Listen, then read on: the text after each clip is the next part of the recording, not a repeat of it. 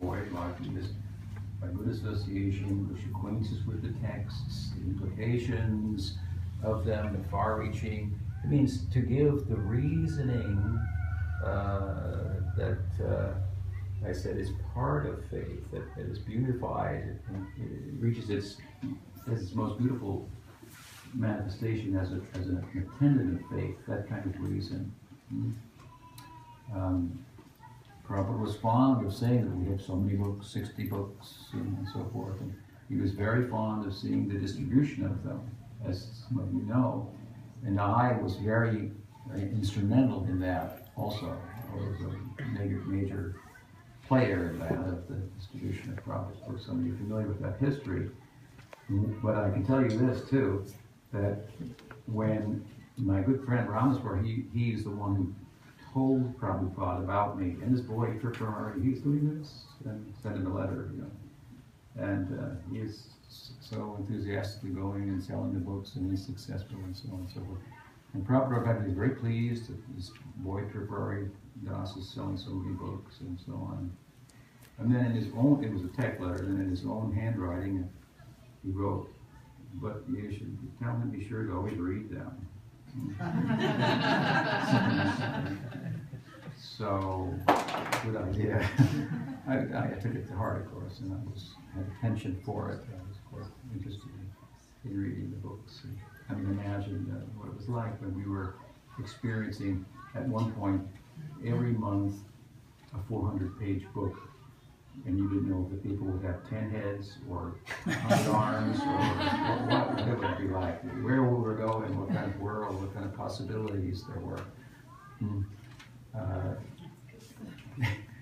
The storyline of the Bhagavatam that's just coming out, month by month. Stories within stories, narratives within narrative, and so on. And what is the point and all? And go back and read it again. So Prabhupada showered us with shiksha, if you will, to nourish the tender faith that faith and heart, soft heart, might be strengthened in conjunction with the head. It's just like if you take steel and you put it in fire, you leave it there until it's just about to melt and then pull it out. And it becomes harder. So you, as an exercise, you learn to use your reason to examine your faith from different angles. And then just before it melts, because that reason, you see, reason is not a suitable, and we talked about this yesterday, vehicle for attaining transcendence. Reason is within this world. We have to go there by a different method. That is a divine method, and that faith, as we explained, also comes from up to down. It's not like we have faith inherent in our Atma or something like that. We get it by good association. It's contagious. That's the vehicle for going. If we try to go by the power of reasoning, we will be repelled. It's just like if God doesn't show up, and neither does the soul, in the court of reasoning. It's like, what, are you kidding me? I've got to go demonstrate, if it is superior in constitution, it's the Atma, and the Paramatma, for that matter, to reasoning, then how will reasoning shed light on it? So it is self-luminous. That doesn't, again, but reason has a role, of course, as we're explaining.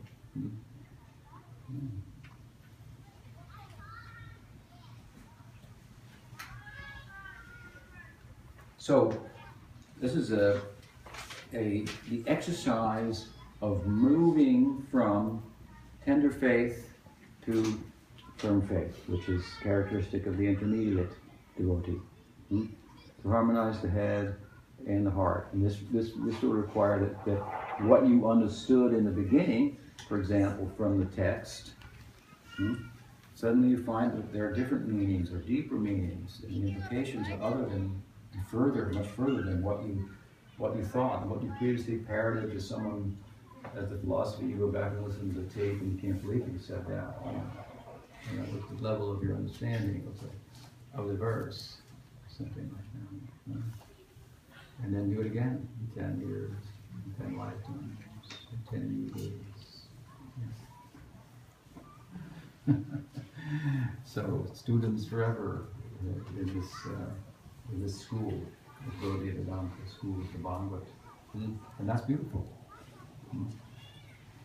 I'd hate to go back and listen to some of my lectures, you know. But I'm sure they were good at the time. They were good for me, so good enough. Made progress by that. And that just speaks to us of the nature of the subject, rich as it is, deep as it is, bottomless. So, but to shine down, if you will, or to look down with reason on your faith, it's a art, really. It should be done in good association, because if we insist that the faith answer entirely to reason, then we've misunderstood also. That faith is reasonable. That it's reasonable to conclude there are things that transcend reason.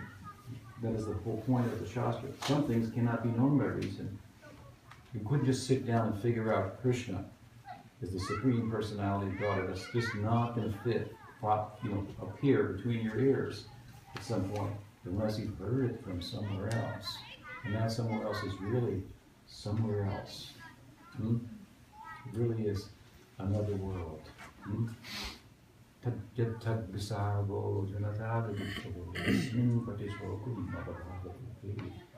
Prabhupada would like to cite this, which is a beautiful verse from Bhagavatam, Narada speaking. This is Bhagavatam speaking about the Bhagavatam. It is another creation altogether.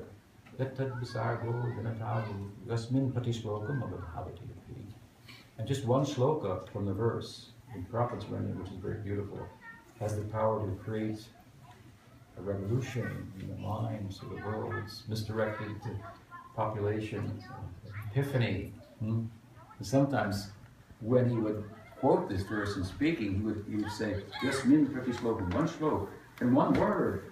And even if they touch the book, isn't it? They touch the book, they would change their life.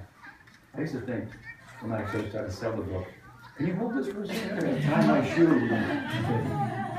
They're getting purified by the book, and now I can talk to them about it in a simplistic way. I took it like that. It's probably true. Holding the Bhagavatam. Remember when the first six volumes of the Bhagavatam came out, we used to have just chapters in paperback, and then these beautiful hardbound volumes came out, 6 of them. The first canto in 3 volumes, the second canto in 2 volumes, and the first volume of the third canto, which would be completed in 3 volumes altogether. These 6 came out, 1, 2, 3, 4, 5, and 6, yeah. And so I was the first one to go out and sell them. I'm just realizing that now, think about it. I came to Los Angeles, and myself and Ramos, we used to organize the devotees, not only telling some of these old stories, a little bit on the side, but we used to organize in the morning on Saturdays for all the householders to go out and sell books.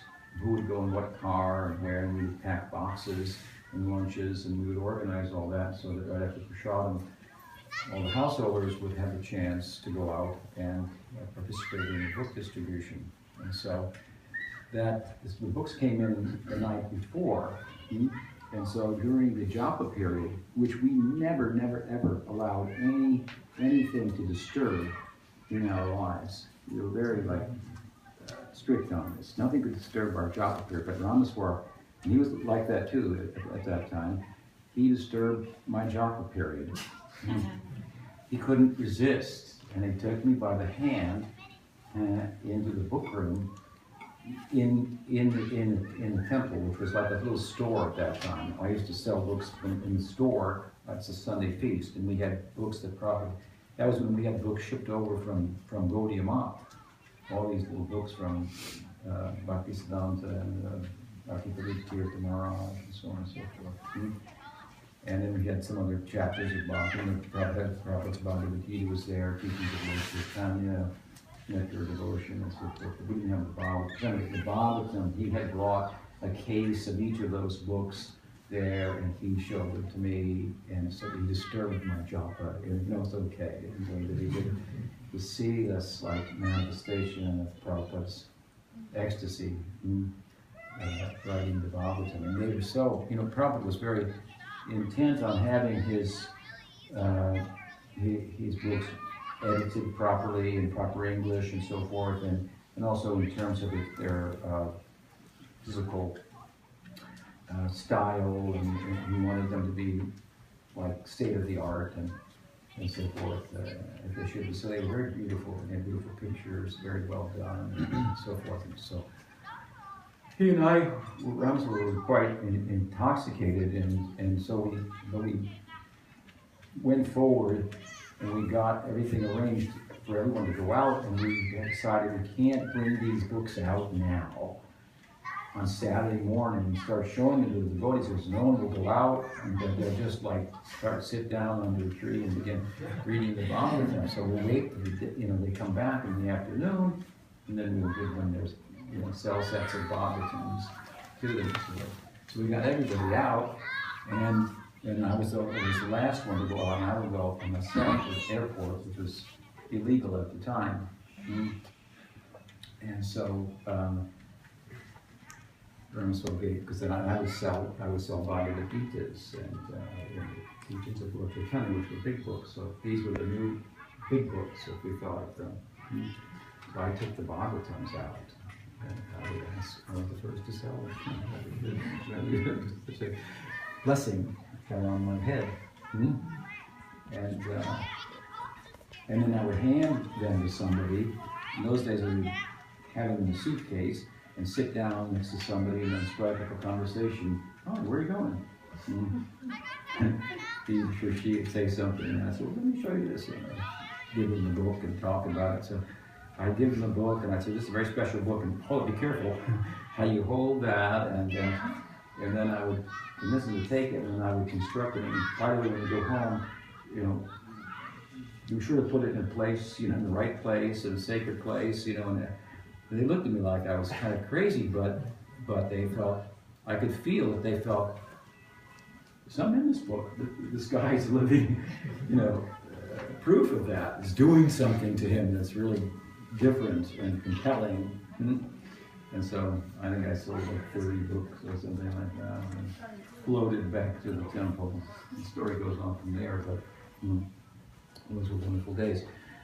And so the point I'm making only is that Prabhupada was writing the books, and they were meant to be distributed, but also to be read and studied. He was showering us with so much shiksha, and which is appropriate, because that kind of shiksha is what acquaintance with the text, and the deeper our acquaintance is through good association and so forth, the stronger our faith, our heart will become. So the determining factor between neophyte, beginner's faith, intermediate faith, and superlative faith, if you will, is acquaintance with what it is that you have faith in. What is the nature? What are the implications of it?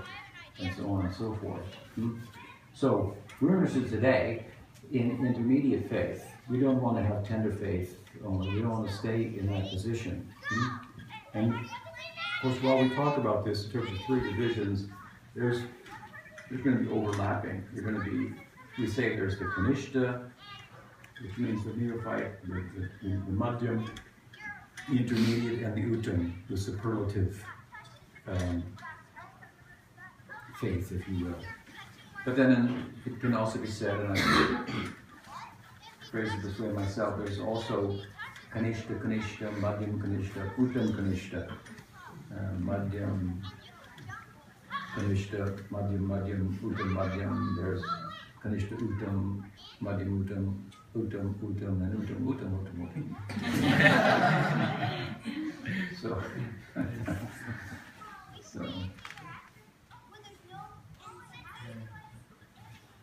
So we want to talk about that intermediate faith, which is a faith that really calls our progress. Classically speaking, the Kanishta faith doesn't call our progress unto itself. It lacks proper discrimination. So discrimination is a faculty, is the head faculty. So it's a heart without much head. It's that factoring in the discriminating faculty in relation to our faith that calls it progress. So as I said, this reason and faith, they go together. And reason is subordinate to the faith, and it's beautiful when it supports the faith, and